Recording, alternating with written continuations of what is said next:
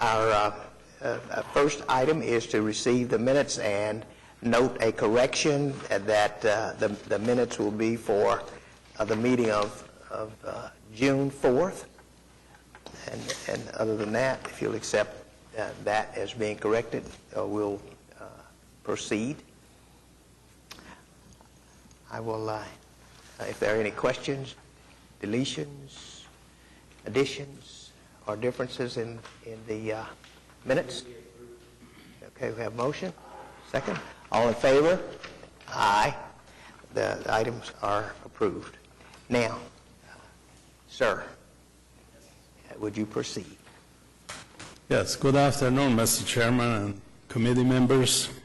We have originally 4 items for your consideration, but please note that item 3C has been postponed. This is due to more finding in the design that the money that we were going to request was not sufficient, so we will come back to you next month with a new request. Item 3A. We are requesting $200,000 additional funding for a bridge which is on Northeast 63rd Street, just 0.3 of a mile east of Bryant Avenue. It's over the Deep Fork Creek. We had requested $600,000 from this committee back in March 2012. As we started designing the project, it has been revealed that the approaches to the bridge also needing repair. So that's why the $200,000 that we are asking today is from the street funds in order to take care of the approaches. The amount will come from the proposition number 1, streets in 2000 obligation bond, and those funds are to be declared surplus and to be used for this project. So there's basically BC, which is a bridge project, 0198, and a PC project for this approach, which is combined, PC 0448, that is going to be used to repair both the approaches and the bridge items that are requiring repair. Any questions on this?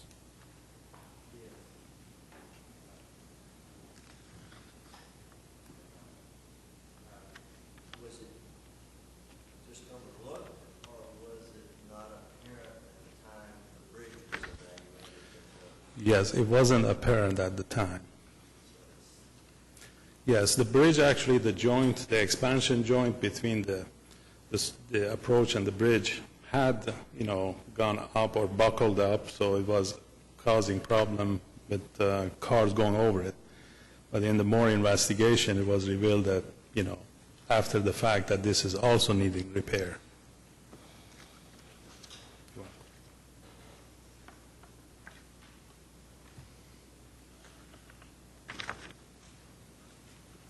Any questions, any other questions concerning this item? Have a motion. Have a motion and a second. All in favor? Aye. The item is approved. Thank you. Item 3B, that is South Meridian Avenue from Reno Avenue to Southwest 29th Street. There's a long background about this, and I try to be brief. Originally, this project was from Reno Avenue all the way to Southwest 29th. And the project, the first phase of this project, it was phased because the entire project could not be done. We did get the ACOG, or federal participation money, and the first phase from Reno to the Oklahoma River was completed 3 years ago. Now we had applied last year, and this project, phase 2, which is from the river to Southwest 29th, it's on the ACOG's 2014 federal fiscal year, which starts in October 2013. The design plans were pretty much far along, but now the application that we made to the federal ACOG process calls for 5th lane addition. Also, there will be sidewalk on this project, signalization. Also, there'll be some median possibly at Southwest 15th and Southwest 29th Street for better traffic handling. And there's going to be some kind of landscaping. Again, the scope of this has not been finalized because there's other angle to that. And the planning department is looking into creating a business improvement district with the businesses in the area, which are hotels and restaurants. So there's going to be some participation on the maintenance of this project, possibly after the project is completed. So we are going to be working consecutively with planning department. There'll be a lot of public meetings at large with the businesses to arrive at a good maintenance after the fact. The cost estimate for this project, construction-wise, is $10.6 million. Oklahoma DOT will be constructing this project, so we have to provide 20% share to them, but they would not cover the cost of design, utilities, right-of-way acquisition, any chargeback the staff have, design fees. So that's why you see that we are asking almost $2.9 million to cover the total project cost. The design fee and other stuff, we pretty much call them project soft costs. So those also have to be covered by the city. And also, as you see, the funds come from different funding source, from 2000 obligation bond, street bond interest funds, also from street unlisted funds in 2000, and also unlisted funds in 2007. We have to ask this request now so we can get with the design plans. There's also process through environmental updating of the project. There also has to be any easement that we have to acquire. So to prepare that for Oklahoma DOT bidding next year sometimes, we have to proceed with it right away.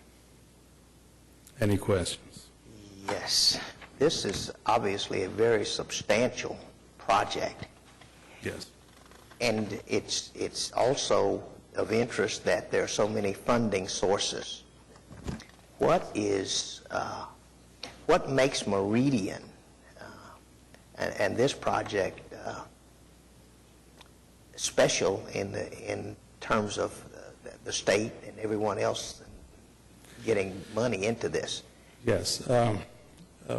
One reason why the cost is high is the pedestrian bridge over Oklahoma River, that it also will tie into the MAPS project trails. Originally, the bridge was going to be a standalone bridge because the existing bridge was thought not to be able to be widened to accommodate the pedestrian due to the ADA requirements. So the separate bridge originally was estimated at almost $3 million with contingencies, et cetera. But since then, we have looked at, adding the bridge by installing, basically piers in the river to support that pedestrian addition next to the bridge. That would reduce the cost somewhat. So it probably brings it to $1,200,000. But, that's a major cost because there's a bridge involved here. Also, you're looking at signalization, either modifying the existing signals or putting new signals up. Those, are very costly when you put new signals at a 5-lane intersection. Did I hear you say that this section or these sections are going to be widened to 5 lanes? This section, yes, will be widened to 5 lanes. Basically, you're going to have some medians. I don't know if you have driven north from River to the Reno. There's some median location with left turn pockets. So you're going to have, we're looking at minimum. Again, the scope hasn't been final, but that's what we are looking at, to have some medians to control the traffic, because there's a lot of left turn movements, and to avoid congestion or, high accidents, one of the solution is to provide median with left-turn pockets. And of course, you got the signals. Okay. The bridge is going to, there's going to be a separate bridge for pedestrian traffic, is that correct? Yes. If the road is going to be widened to 5 lanes, is the bridge still going to be a 4-lane? The bridge, as I understand it, will remain, I believe it's 4 lanes. It will remain 4 lanes.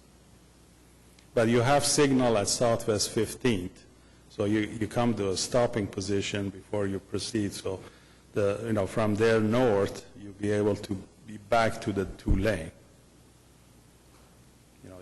One of your lanes will be used at left turns instead of going straight, but 2 lanes will go each way. Okay. Any other questions? Yes, ma'am. Ahmad, are we just giving the $2.3 million to ODOT, and it's their contract with the engineer, or do we have the contract with the engineer? They will be bidding the project and constructing the project. So we are, part of this cost you see as part of the 20% is cost of construction plus what they call engineering and construction management. Okay. So that's going to cover that. Do you know that you said it was a $10.6 million project altogether estimated?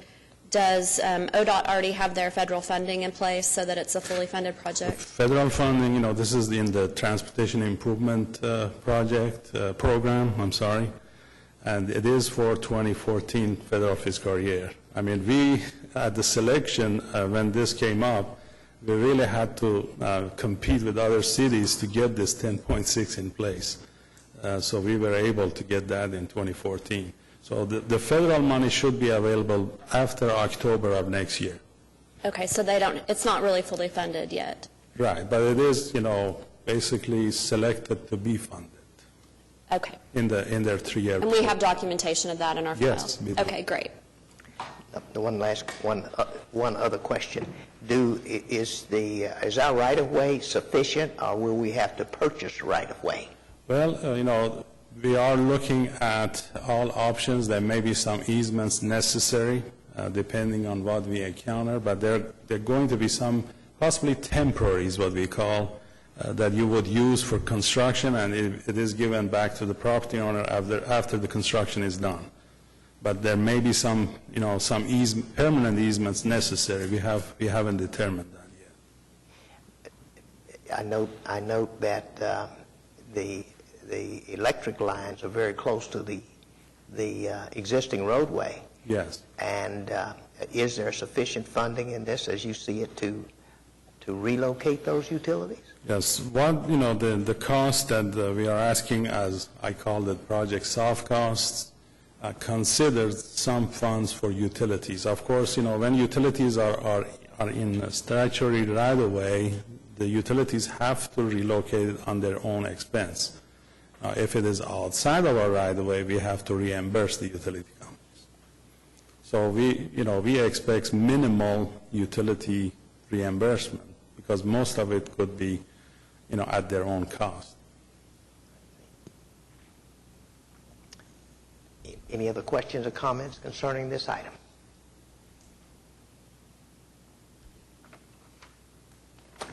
If not, entertain a motion. Have a motion? Second. Have a second? All in favor? Aye. Thank you, sir. Thank you. As I mentioned earlier, item 3C is going to be postponed. Do I need to explain to you what it is, some, or just pass it?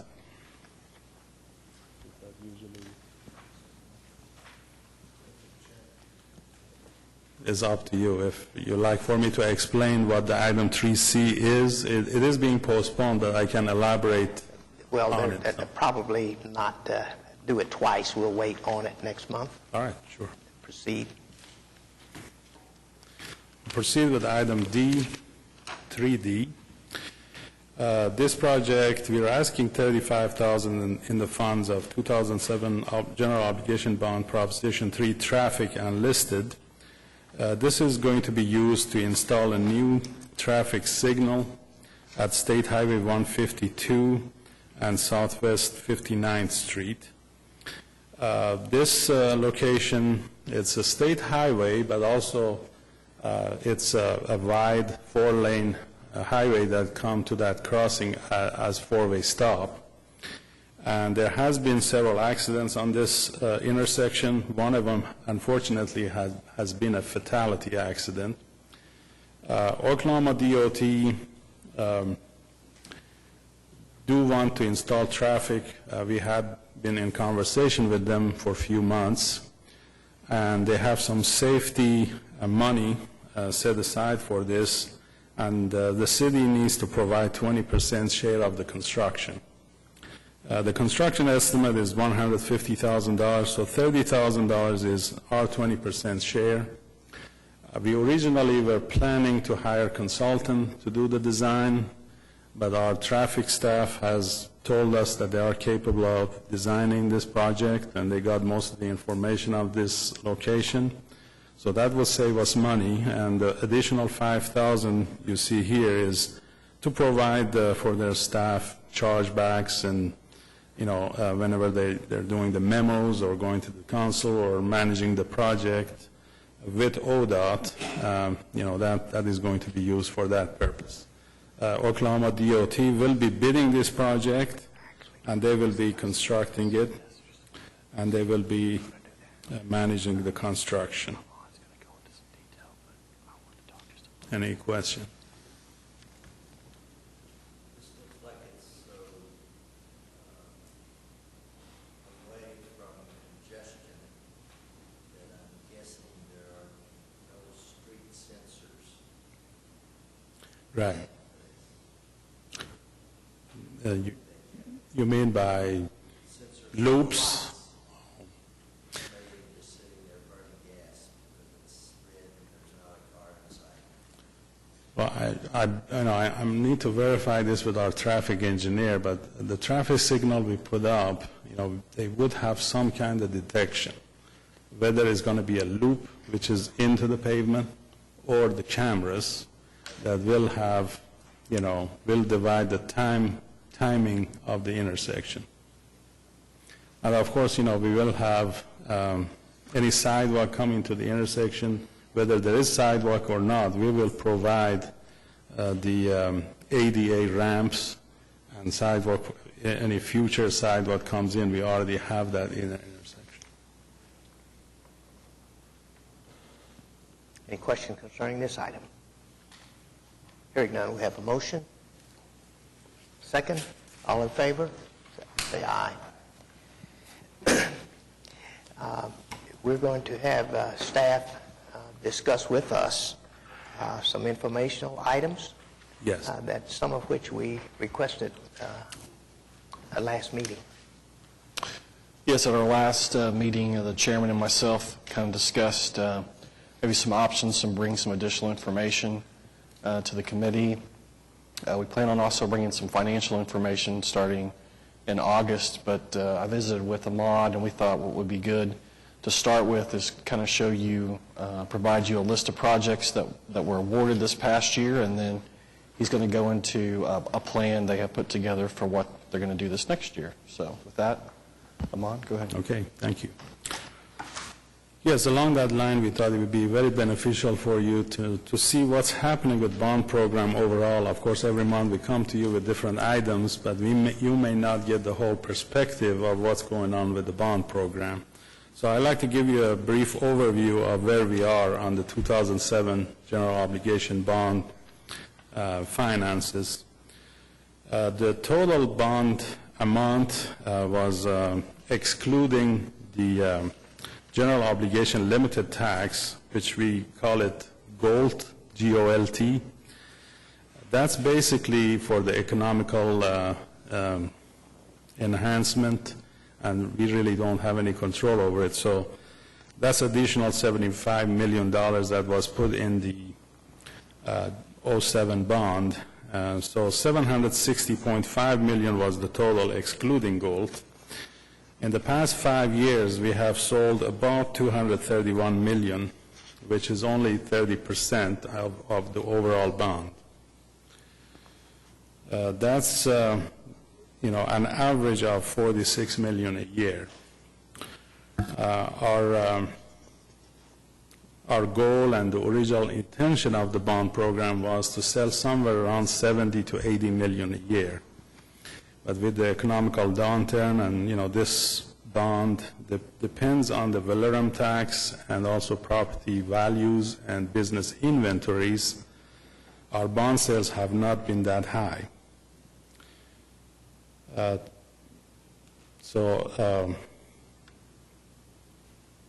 The delivery of the projects that we have had in the past 5 years are as follows. Fiscal year 2007-2008, we had $80 million delivery. Fiscal year 2008-2009, we had $77 million. Fiscal year 2009-2010, we had $67 million. Fiscal year 2010-2011, we had $65 million. And unfortunately, we hit a low this past fiscal year, which was a few days ago, or Saturday. We hit $48 million. The biggest reason for that low was a lot of utility conflicts and relocation that did not happen in time for us to award the projects, bid and award the projects. So those projects have been moved into this current fiscal year. But if you add all those 5 years together, that adds up to $337 million, which is average $67 million per year. Of course, not all of the money from 07 bond probably are spent toward that. We have older funds like 2000 bond and different sales of 1995 contributed to this delivery as well. But, looking at the averages of bond sale and how much we delivered, we think it is a good delivery number. We like that to be higher, but under the circumstances, it's a pretty good delivery. I also have a report for you which shows you the fiscal year 2011-2012 actual. What you see here, there's several pages, and it is by each month of fiscal year. That adds up to $48.3 million that I mentioned. All these are listed that have gone through the city council action. And you see that the estimated amount and the council amount are matching. As we start the fiscal year, every week we have meetings and we discuss this and we project projects coming up and we update every week. And as months go by, we report it for the leading for results measures. That basically measures are, what we goaled, what we were planning to do, and what the actual was. Just to let you know what our goal was set at, 78 was the goal. As you see, the goal, we could not meet it because of many reasons that I mentioned earlier. Out of this $48.3 million, a lot of it you see here is a combination of expenditures that we do every month. Some of it we award the construction contracts, or we award the consultant engineering contracts. We buy right-of-way. We basically pay the utilities in case we have to reimburse the relocation. There could be change orders or amendments. There could be agreements with Oklahoma DOT or counties that we work with. Out of the last fiscal year, we had 22 projects that the city awarded as contract. Again, that's just the 22 projects that we did. Now, there's other projects you see here that either Oklahoma DOT was doing or the county was doing, and that's all recorded here. I also provided a projected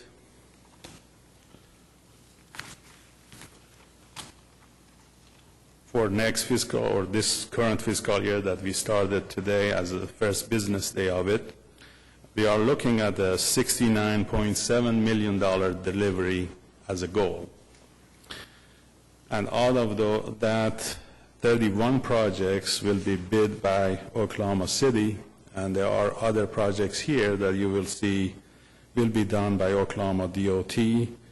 I also have to mention that there could be situation where we have agreements with the developers to widen a street. Those could be in here. If there is any bond money spent, they are all recorded in this report. With that, I'll open it for any questions you may have. Would you briefly tell us how items that are scheduled are prioritized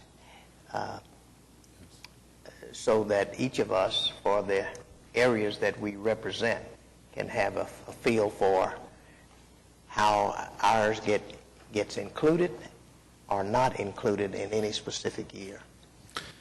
Yes. Before, we start the fiscal year, we sit down, we go through the projects. Of course, there are widening projects that are concentrated in, say, Ward 8 got the most of widening projects.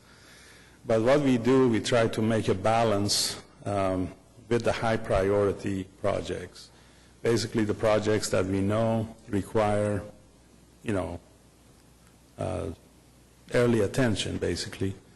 We try to plan them and design them ahead of time. Of course, I wish we had a lot of funds to pre-engineer all these projects, and once the money of it was available, go to the contract. Unfortunately, there's not enough money to advance engineer those, and as a bond rule, you have to be fully funded before you can award the contract. There are mechanisms that we probably have discussed before. One is called OCMFA fund. You probably heard of it before, where there's money that we can borrow from the Municipal Facilities Trust at the city, start advanced engineering the projects that we have on the 07 bond, and when the bonds are sold, we reimburse the MFA fund. That's one way of doing it. And another one is what we call a partial bond project, which means we will sell a portion of the project, like soft costs, we call it, sell enough to be able to design, buy right-of-way, clear utilities, and go to the bid. Before we go to the bid, we have to sell the bonds for construction so we can go to the bonds. We have restriction of how long that has to take, and we have had some challenges on the partial bond. Basically, the IRS rules dictates that we spend 85% of the fund we sell within 3 years. We also have basically a policy administrative rule at the city that when the project is sold, we have to finish it in 3 years.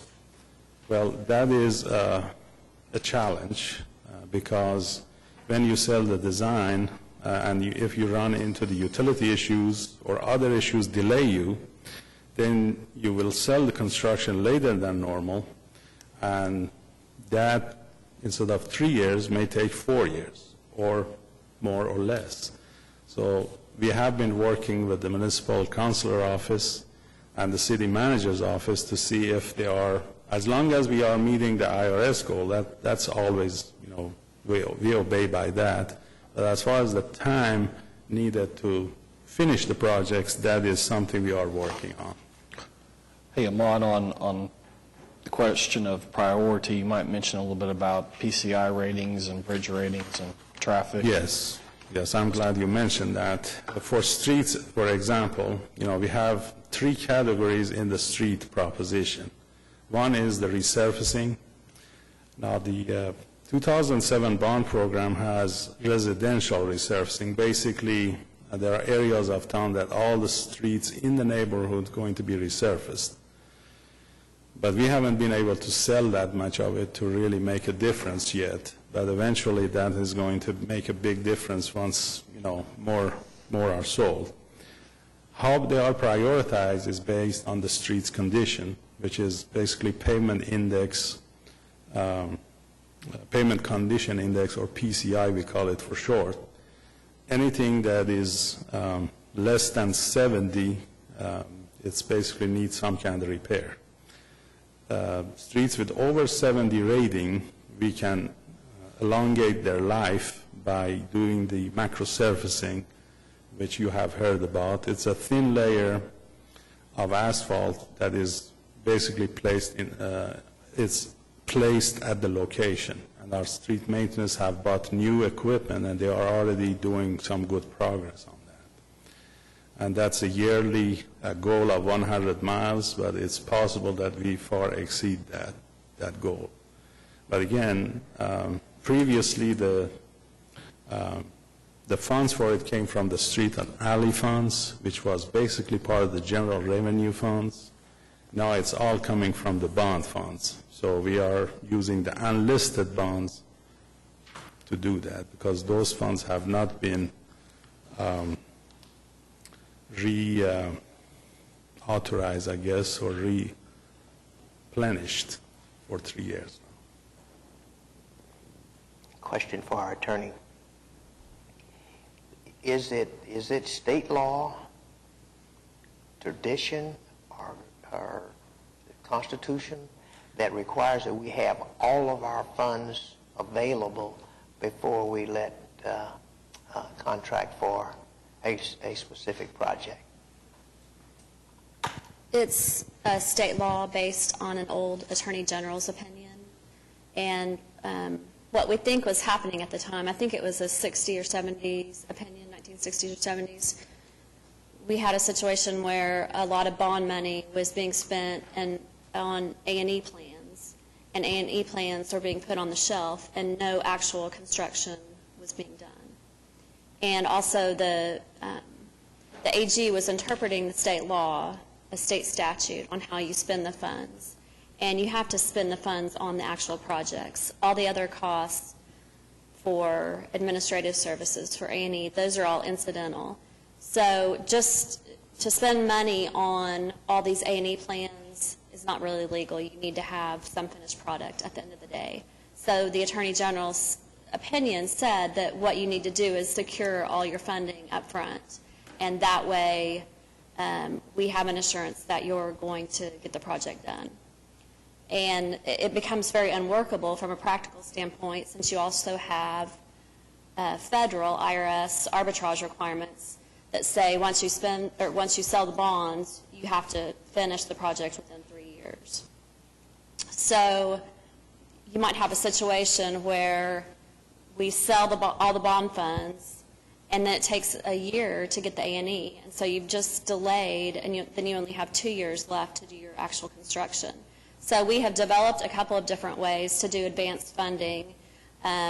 We've developed a partial bond funding resolution where we have some assurance from the city manager. He signs an affidavit basically assuring that if we're going to spend any bond monies, that this project is going to be completed, and he sets out a time frame.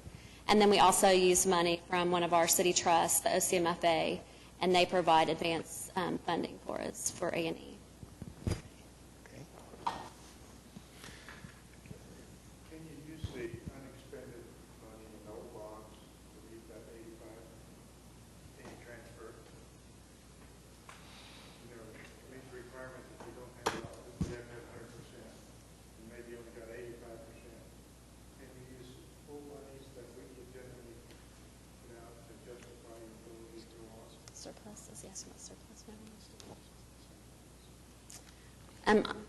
Are you asking if we can use surplus monies?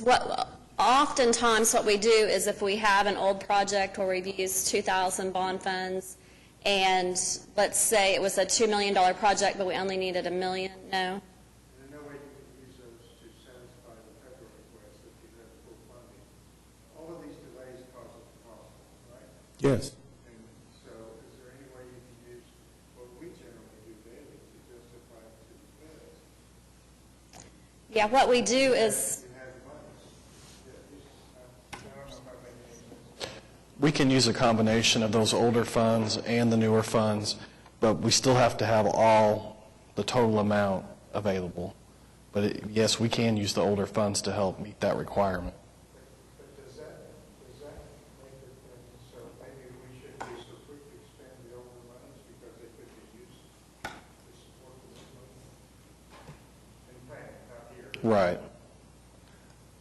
And we do use the older monies to help fill in the gaps when projects do come in a little bit over, and also to do surplus projects as well. If I may add, like for 2,000 bond, you have to satisfy all the listed project in that proposition before you can use it for anything else. So you have to make sure either you have enough money in there or, finish all the projects. Any other questions? Any more questions concerning this item? This report? I would ask of my fellow members to look at and maybe re-examine the list that we have so that you might be aware of what's going on within your area of responsibility. If there are projects there that you have questions on that may be on this list, I'd ask you to be prepared maybe to participate in the meeting and tell us what you think about that, and tell us and ask maybe where we are and exactly when they're likely to occur.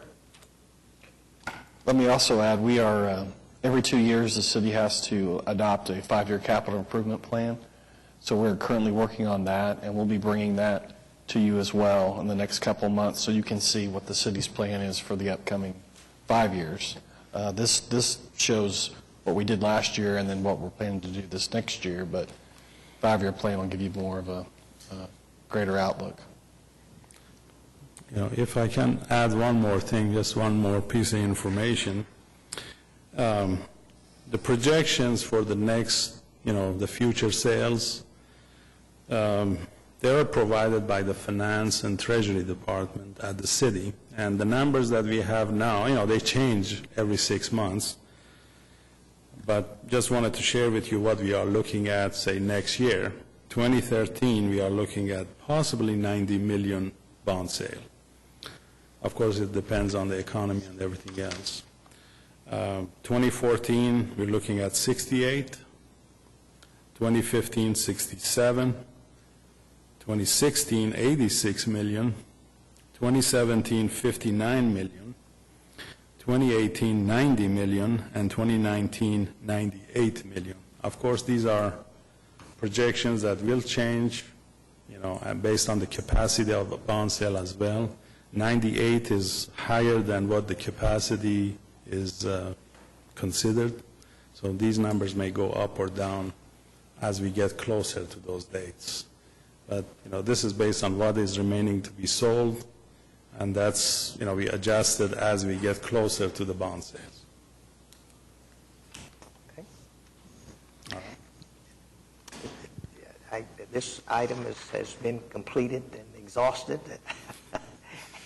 And is there any new business to come before this body? Maybe I should have brought this little by little at every meeting, but I gave it to all of it to you at one time. Yeah, well, that's fine. All right. Any items from committee members? Citizens to be heard? Hearing none, we are adjourned. Thank you.